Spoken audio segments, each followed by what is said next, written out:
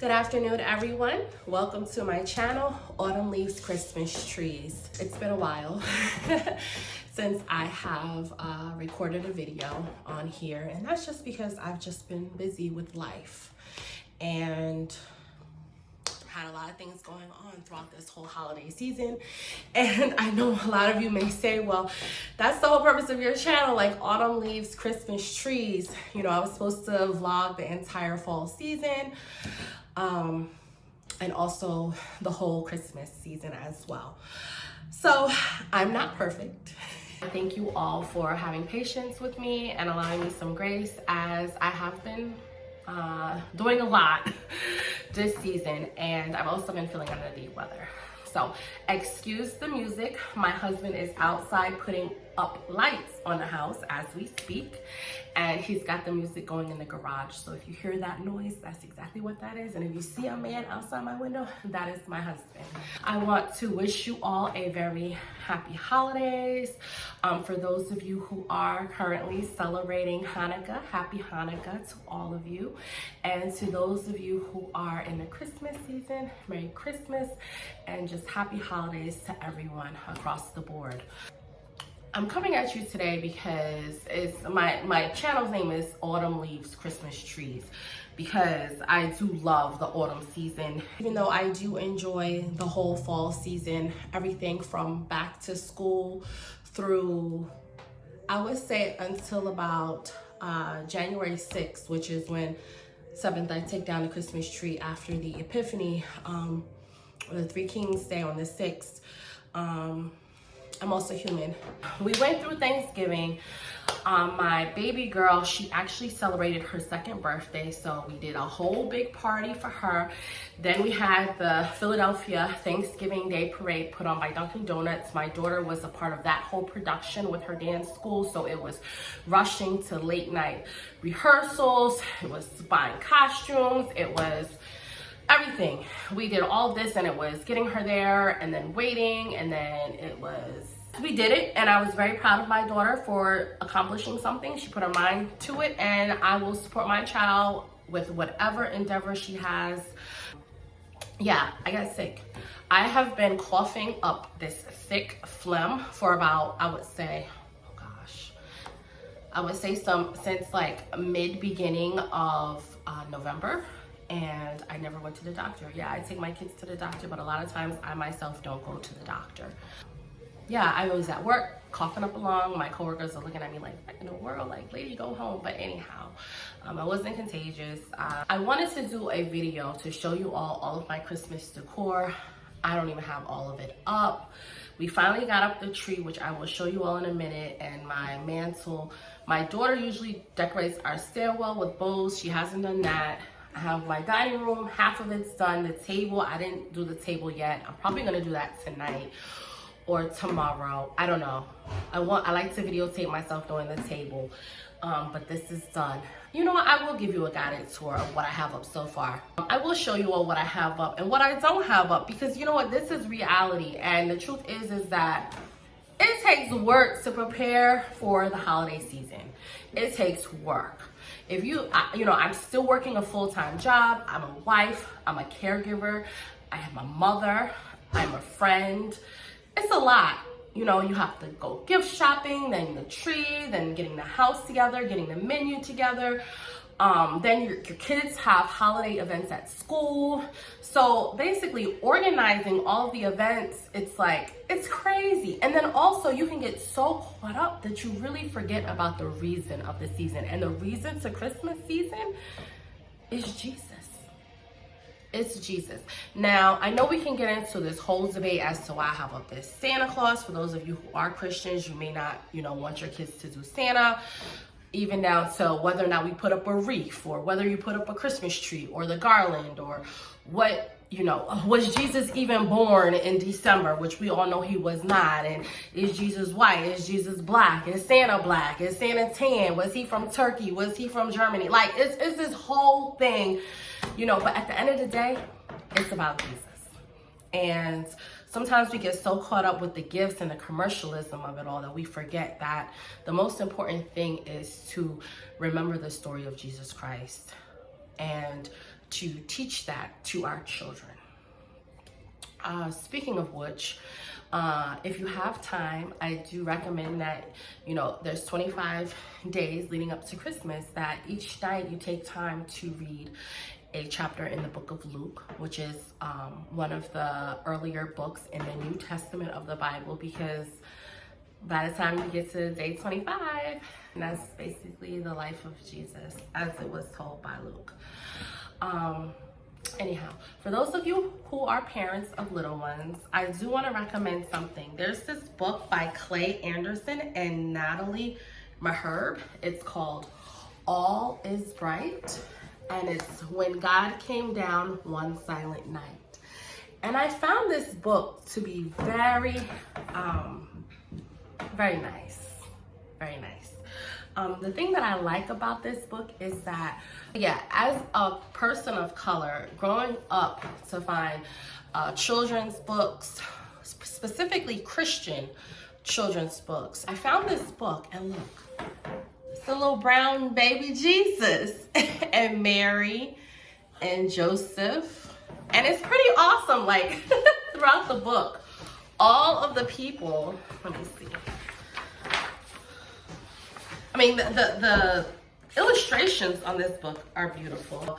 It starts out with Mary and, the angel Gabriel appearing, telling her that she was going to be with child. I mean, it's pretty accurate as well, the story. Joseph and Mary on the donkey with her big old belly. Of course, they won't give Mary an afro. But she do have some curls. Look, y'all, she has some curls. And look at Joseph. Can you see? Joseph. I mean, it's beautiful. They're looking for an inn to stay in. They find the manger. The manger doesn't look like a barn. That's something different. I've never seen that before.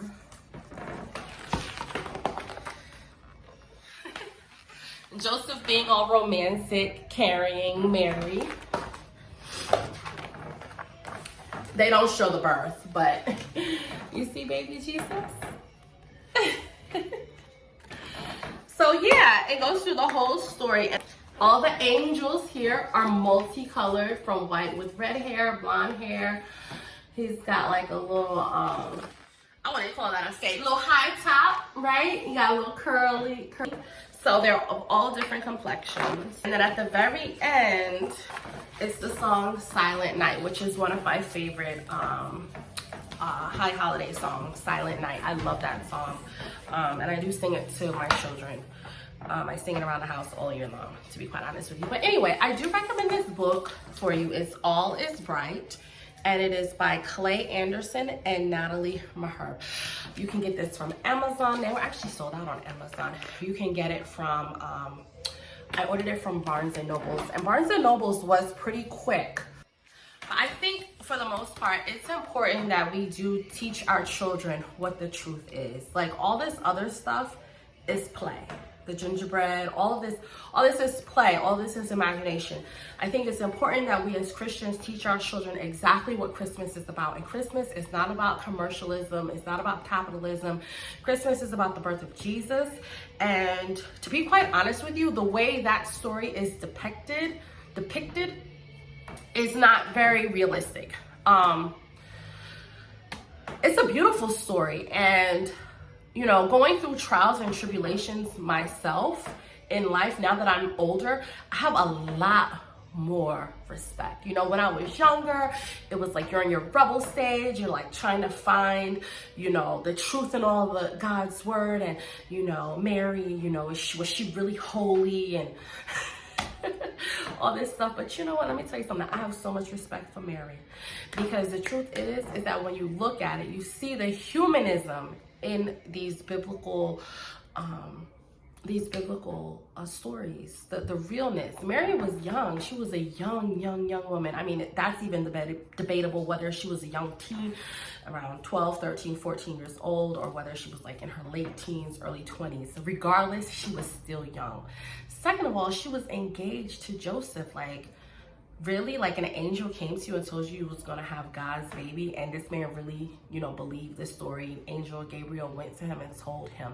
So, like, number one, what is it like to be a young mother nowadays? What is it like, you know, getting your baby formula or learning to breastfeed? If any of you have ever had a baby, you know what it's like. Imagine, you know, traveling from one city to another to give birth. It's stuck in traffic, going through God knows what, and then you get to a place. If any of you have ever been to a real life barn, it was probably manure everywhere. It probably was funky. It was stinking. You know, when I think about it, when I gave birth to my daughter, it's like, you know, you still gotta push out the placenta. It's like, you're gonna tell me Joseph was the only one there? Like, he was there? Like, I just can't imagine what Mary had to go through. Like, did she push this baby out one-on-one, just her by herself? Like, that's a strong woman. The mother of Jesus was a strong woman, okay? And then Joseph, like, let's not even get into him. Like, I'm a stepmom, you know, and a lot of people, you know, a lot of times step parents get like this nasty rap. But I mean, to be quite honest with, just like you have postpartum depression, you also have I don't want to say post-step depression, but like, just getting married, you know, sometimes you can have, you know, be anxious about it, and you know, you still go through this process where you grieve your past life, you grieve the young single woman or young single man that you were before you get married. But now you have to add on bonus kids. Like, it is a challenge. And reading the story of Joseph, it's just like he was so loving and accepting of his stepson, Jesus. And, you know, I don't think they pay him enough, you know, attention throughout, like, you know, history of this man who loved this young boy as he was his own, you know. And then there's the whole life of Jesus, and, you know, all of the people and the lives that he touched and the people that he healed, and how kind he was, but also how he was not a pushover either, and how he did set people straight when they needed to be set straight, but then the torture and the nastiness of his murder, and how all of that applies to today's world. I just think that the whole entire story, from the beginning, from when Mary was told that she was going to have a child until the resurrection, I just think that it's just so realistic and such a beautiful just so many lessons to be learned in it. And they were very relatable people, and they're very relatable situations, and you can apply it all to your lives today. I mean, at least I do. I mean, I try not to romanticize, even though we are supposed to be humble, and, you know, they are supposed to be holy texts. You know, I try not to romanticize it. Like, let's keep it real. Like, this does apply to my wretched life right now. And I just think it's awesome. I think that it's awesome that we instill God's word into our children, and that they do have that foundation. Now, if you're not a Christian, then, you know, that's cool too. I still think that it's a beautiful story that, even if you're not Christian, I say read it. I say listen to the stories and try to see how it applies to your own life. Because I mean, like, I'm not even against, you know, reading texts from other religions. I think that other religions are very intriguing. Just because I'm a Christian doesn't mean that I can't read the Quran or the Torah, or visit a synagogue, or visit a mosque, or learn about Hinduism or Confucianism. Like, I am very secure with who I am. I'm very secure in my own beliefs. And yeah, we should just be loving and accepting of others, even if they're not similar to ourselves. But nevertheless, yeah, I'm just here to say that it's been a rough holiday season, but I'm here, and I hope to give you guys a little bit of footage. I'm kind of getting off track here. But yeah, I gotta go pick up my daughter from daycare, so I'm gonna get out of here, and I will see you all later. Have a blessed evening, and if I don't see you again, have a very Merry Christmas and a Happy Holidays. Happy holiday season to all of you. Bless you all.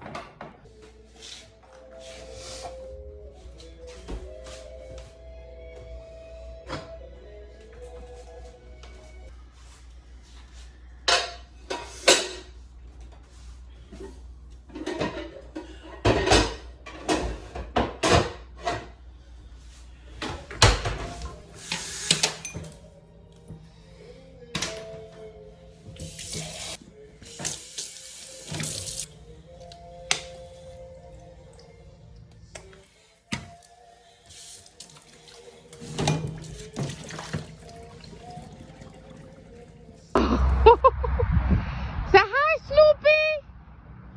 Hi, Snoopy. It's so cold out here. It's so cold.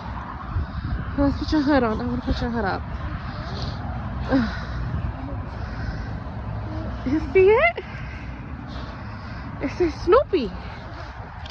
Yeah. You see the bear? Say hi, bear. Look, come see candy canes. Come on. Be careful. Come over here.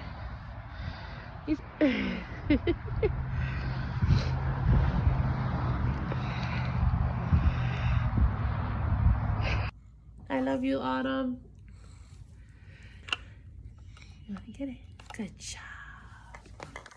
I like building. You like building? Be a mommy. You want to build a mommy? Okay. Yeah. What is this? Oh, thank you. Tata. What is this that you're building? What are you making? I like building. You like building? What are you building? I like building. You're building a building? Okay. Cool. This is awesome. This is awesome. This is awesome. Make it just. Oh, look, it's a tall building too. It's so tall. Look. I make the door. You're gonna make a door. How are we gonna make a door? I don't know about this, Autumn. The structure looks like it's gonna collapse. Good. You gonna pick your nose? Don't eat it, baby. Who's that? Grandmama here.